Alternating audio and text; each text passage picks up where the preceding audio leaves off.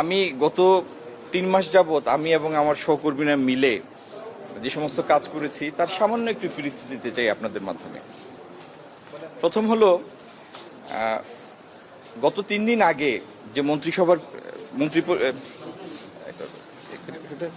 মন্ত্রিপরিষদের সভা হলো, সেখানে সিলেট ঢাকা মানে আখাউড়া সিলেট রেল লাইনের কাজ শুরু করার ব্যাপারটি নীতিগতভাবে সম্মতি দেওয়া হয়েছে। যদি আখাউড়া সিলেট রেলওয়ে ট্র্যাকটা আমরা ডাবল গেজ করে ফেলি, তাহলে আমরা স্বাভাবিকভাবে আশা করতে পারি সিলেট থেকে ঢাকায় অন্তত ১০০ কিলোমিটার গতিতে আমরা ট্রেন চালাতে পারব। এতে যাত্রী পরিবহন এবং পণ্য পরিবহনে এখন যে সময় লাগে সেটি বিপুলভাবে কমে আসবে। আর সিলেট ঢাকার যে দূরত্ব, আমরা যদি ৩ ঘন্টায় সিলেট থেকে ঢাকায় আসতে পারি বা ঢাকা থেকে সিলেট যেতে পারি, তাহলে সড়ক পরিবহনের উপর চাপ অনেকখানি কমে ট্রেনের উপরে আসবে এবং সেই যাত্রা অনেক সাশ্রয়ী হবে, আরামদায়ক হবে, টাইমের শিডিউল রাখাটা অনেক সোজা হবে। আচ্ছা, এটি গেল একটা।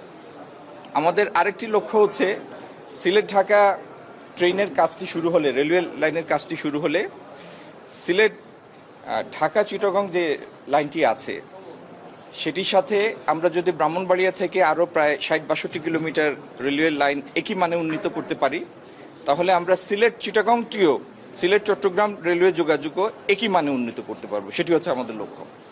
ওই প্রক্রিয়াটি এখনও শুরু হয় নাই।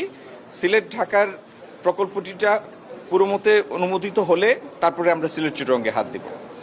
আপনারা জানেন যে সিলেট ঢাকার সড়ক 6 লেন সেটি কাজটি চলমান আছে। ঈদের পরে সেটি ইনশাল্লাহ পূর্ণ গতিতে শুরু হবে। এখন তো বর্ষার সিজন, পূর্ণ গতিতে শুরু হবে বর্ষার পরে। একই সাথে যেভাবে ট্রেন লাইনে একটা আংশিক রাস্তা করলে হয়, একইভাবে আমরা চিহ্নিত করেছি যে ৫৪ কিলোমিটার রাস্তা, সেটিও যদি আমরা 6 লেনে নিতে পারি, তাহলে সিলেট চট্টগ্রাম সড়ক যোগাযোগটিও একই মান উন্নত হবে। এবং আপনাদের আশ্বস্ত করতে পারি, সড়ক পরিবহন মন্ত্রী, যিনি একই সাথে রেলপথ এবং নৌপথ মন্ত্রী, তার সাথে এবং সড়ক সচিব এবং রোডস অ্যান্ড হাইওয়েজের চিফ ইঞ্জিনিয়ারের সাথে আমি বৈঠক করেছি। রোডসের চিফ ইঞ্জিনিয়ারের সাথে আমার একাধিকবার কথা হয়েছে। এই প্রকল্পটিও বাংলাদেশ সরকারের অর্থায়নে এটিও দ্রুত ইনশাল্লাহ আলোর মুখ দেখবে। তাহলে যে সংক্ষেপে কথাটি হচ্ছে, যে সময়ে আমরা সিলেট ঢাকা ট্রেনের সুফল পাবো, একই সময় ইনশাল্লাহ আমরা সিলেট চিটাগং ট্রেনের সুফল পাবো। যে সময় আমরা সিলেট ঢাকা মহাসড়কের সুফল পাবো, একই সাথে সিলেট চট্টগ্রাম মহাসড়কের সুফল পাবো। আর যেটি অন্য যে কাজটি আমরা করতে যাচ্ছি, আজকে আমার বিমানের ব্যবস্থাপনা পরিচালকের সাথে কথা হয়েছে।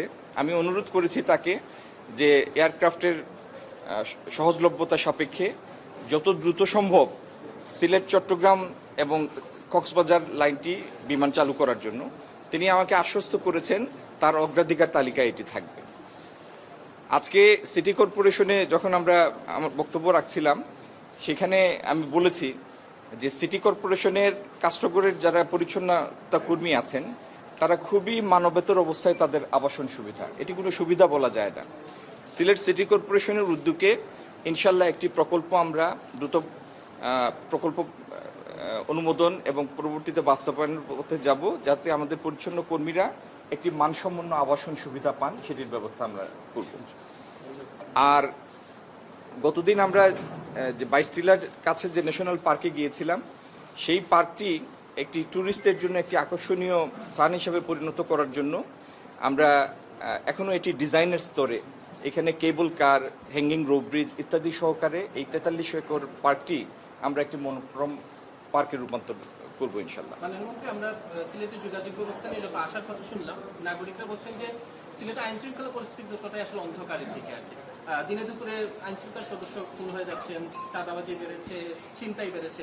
এইটা আসলে আপনি আপনার এলাকা, নির্বাচনী এলাকা, আপনি যেটা বললেন এটাতে তো দ্বিমত করার কিছু নাই, কারণ যে ঘটনা আপনার আমার চোখের সামনে সেটা তো মানতে হবে। কথা হলো যে কত দ্রুত আমরা এখান থেকে পরিস্থিতির উত্তরণ করতে পারি।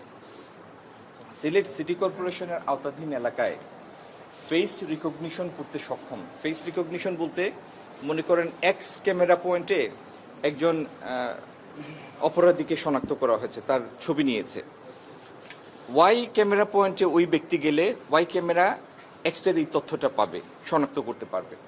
এইভাবে ফেসিয়াল রিকগনিশনে সক্ষম এআই ড্রিভেন ক্যামেরা, এটি সিলেট সিটি কর্পোরেশনের মাধ্যমে সিলেট সিটি কর্পোরেশনের আওতাধীন প্রত্যেকটা এলাকা এই মনিটরিংয়ের ব্যবস্থার জন্য আগামী দিন আমরা পদক্ষেপ নেব।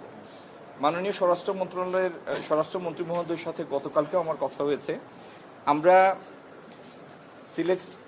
সিলেটের আইনশৃঙ্খলার পরিস্থিতির দ্রুত উত্তরণের জন্য পুলিশ, র্যাব এবং অন্যান্য আইনশৃঙ্খলা রক্ষাকারী বাহিনীর সমন্বয়ে একটা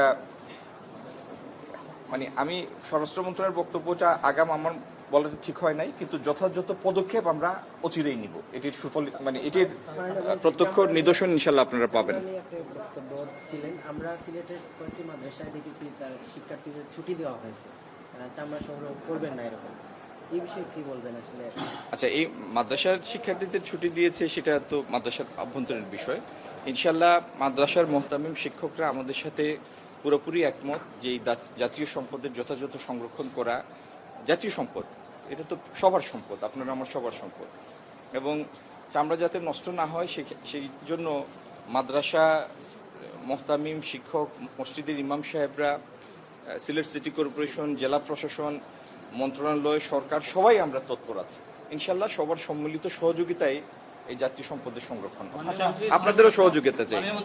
একটি সিলেটে একটি হাইটেক পার্ক হয়েছিল, সেটি এখনো পূর্ণাঙ্গভাবে চালু হয়নি, সেখানে আপনার কি নজর আছে? সেটি চালু হলে অনেক কর্মসংস্থান হতে পারত। হাইটেক পার্কের অসুবিধাটা হচ্ছে এটি লোকালয় থেকে বেশ খানিকটা দূরে। আপনারা তো জানেন যারা ফ্রিল্যান্সিং করে বা সফটওয়্যার ডেভেলপমেন্ট করে অনেকেরই জল্লারপাড়ে যে মার্কেটটা, আমার নাম মনে আসছে না, বেস্ট ওয়ার্ল্ড নাকি মার্কেট, এটার উপরে অনেকগুলি সফটওয়্যার কোম্পানির আছে, অফিস আছে। তো এই হাইটেক সিটি নিয়ে তিনটা হাইটেক কি বলে এটা হাইটেক পার্ক, তিনটা হাইটেক পার্ক এরকম তিনটা নিয়েই আমাদের সায়েন্স এবং টেকনোলজি মিনিস্ট্রি কাজ করছে। তো এটিকে আমরা কাজে লাগাবো। ঈদের পরে আমি আমাদের উপদেষ্টা মহোদয় জনাব রেহান আসাদ ওনাকে নিয়ে আসবো সিলেটে এবং আপনাদের সামনে এনে হাজির করব, আমাদের পরিকল্পনাও হাজির করব। আমাদের যে আপনার আরেকটা কথা, প্রধানমন্ত্রীর অনুদানের কথাটি তো আপনারা জানেন। পরিচ্ছন্নতা কর্মীদের জন্য মাননীয় প্রধানমন্ত্রী রোজার ঈদে যেরকম উপহার পাঠিয়েছিলেন, এইবারও 41,35,000 টাকা পাঠিয়েছেন। তার সাথে আরও 16,55,000 টাকা যোগ করে আমাদের সিটি কর্পোরেশনের প্রশাসক মহোদয় জনাব আব্দুল কাইম চৌধুরী প্রায় 1158 জন পরিচ্ছন্নতা কর্মী তাদের প্রত্যেককে উপহার পৌঁছে দিয়েছেন। সেটা হচ্ছে যে এখন পর্যন্ত যে খুন ধর্ষণ ঘটনা ঘটছে সবগুলো অপরাধীকেই কিন্তু সরকার তাৎক্ষণিক করেছে বা গ্রেফতার করেছে, আইন আওতায় নিয়ে এসেছে। তারপরেও একটা গোষ্ঠী আসলে সরকারকে কিছুটা আনস্টেবল করার চেষ্টা করছে কিনা আপনি কি মনে করেন, যেহেতু ক্যাবিনেট দেখেন, আপনি গণমাধ্যমে আছেন, সমাজের পালস বা কোথায় কি ঘটে, কার কি উদ্দেশ্য, এগুলি সব আপনারা জানেন। আমি আইন শৃঙ্খলা একটা সেন্সিটিভ ইস্যু, কারণ জনমনের আস্থা যদি না থাকে তাহলে অনেক কিছু ব্যাহত হয়। অপরাধীদের ধরার ব্যাপারে সরকারের বা আইন শৃঙ্খলা রক্ষাকারী বাহিনীর, স্বরাষ্ট্র মন্ত্রণালয়ের কমিটমেন্টের যে ন্যূনতম কোনো অভাব নাই এটা তো সবাই স্বীকার করবে। আর বিচারিক একটা প্রক্রিয়া আছে, আপনি ইচ্ছা করলেও পরের দিন কাউকে শাস্তি দিতে পারবেন না। তো সেই বিচারিক প্রক্রিয়ার মধ্যেই ডিএনএ রেজাল্ট, টেস্টের রেজাল্ট আনা ইত্যাদি আছে। এই জাতীয় যতগুলি ঘটনা ঘটেছে প্রত্যেকটার সুষ্ঠু বিচার সাপেক্ষে ইনশাল্লাহ দৃষ্টান্তমূলক শাস্তির ব্যবস্থা।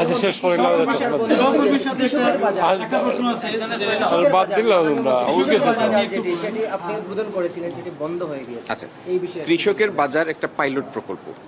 যে কোনো পাইলট প্রকল্প হলো মূল প্রকল্প নেওয়ার আগে এটার একটা সম্ভাব্যতা পরীক্ষা। এখানে তো ট্রায়াল অ্যান্ড এরর হবে।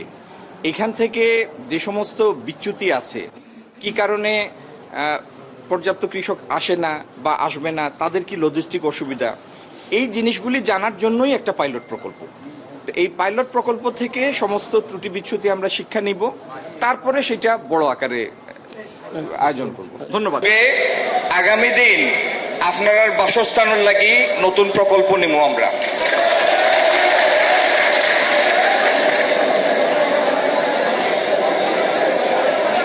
28 তারিখ ঈদ, জেলা প্রশাসক এবং প্রশাসক মহোদয় যেটা কইছেন কর্পোরেশনের কায়েম চৌধুরী সাহেব, আমরা যত তাড়াতাড়ি সম্ভব কুরবানির পশুর যে বর্জ্য এগুনটা পরিষ্কার করিয়া সিলেটে আবার পরিষ্কার পরিচ্ছন্ন করে লইতাম, ঠিক তো?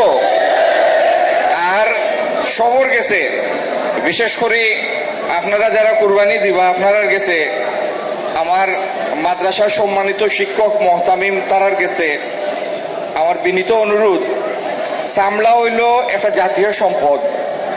এই চামড়া রপ্তানি করিয়া, চামড়াজাত পণ্য রপ্তানি করিয়া আমরা বছরও 12-13 হাজার কোটি টাকা রপ্তানি আয় বাংলাদেশে পায়। এগুন তো ডলার, আমরা বৈদেশিক মুদ্রা দরকার। তো আল্লাহ আমরা সীমিত সম্পদ দিছেন, এর মাঝে কুরবানির চামড়া থাকি যে চামড়াগুন আমরা পাই কুরবানির থাকি পশু থাকি, এগুন আমরা লাগি জাতির লাগি একটা বড় সহায়, এবং এই শিল্পটারে আগামী দিন আমরা আরো অনেক বড় করতাম চাই। তো যারা আল্লাহর দেয়া সম্পদর হক আদায় করে, সদ্ব্যবহার করে, এরা রূপে আল্লাহর বরকতায়, ঠিক না নি? তাইলে কুরবানির পশুর প্রত্যেকটা চামড়া আমরা সংরক্ষণ করতাম, খামও লাগাইতাম। আর সংরক্ষণ ঠিক মতো করলে এগুন কিনিয়া যাতে নেওয়া হয় সিলেট থাকি, এগুলো আমরা নিশ্চিত করবো ইনশাল্লাহ। আমি মাদ্রাসার মহতামিম এবং সব শিক্ষক হলের অনুরোধ করবো, যারা কুরবানি দিবা তারারে অনুরোধ করবো, প্রত্যেকে নিজ নিজ দায়িত্বে লবণ মাখাইয়া কুরবানির পশুর চামড়ারে সংরক্ষণ করবা, এবং কুরবানির দেওয়ার পরে পরে চামড়া ছাড়ানির 4 ঘন্টার ভিতরে লবণ